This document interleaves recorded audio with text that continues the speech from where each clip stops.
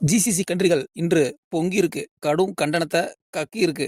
Iran மேல ராணுவ நடவடிக்கை எடுக்கப்படும்னு ஊழவுதார் உற்றுருக்கு. ஈரானை தவிர்த்து கல்ஃப் கண்ட்ரிஸ்ல மற்ற நாடுகள் துப்பாக்கிய பார்த்துருக்குமா?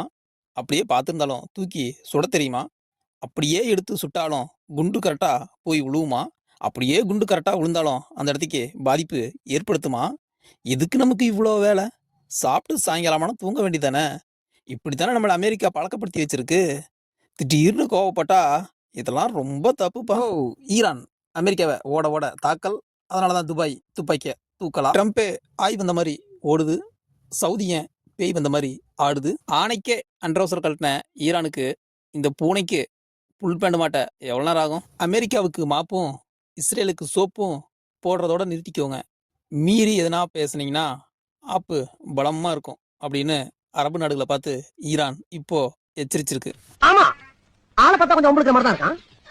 கொஞ்சம் கை நீட்டு போடுங்க சார். எதுக்கு நீங்க காலையில ஒரு 5 போலீஸும் கொஞ்சம் கண்ணு துப்பாக்கி அனுப்பிச்சுட்டீங்கன்னா கொஞ்சம் மேக்ஸிமம் வரணும் சமாளிச்சிடும் சார். உலக செய்திகளை ஒரு நிமிடத்தில் தெரிந்து கொள்ள சப்ஸ்கிரைப் பண்ணவும்.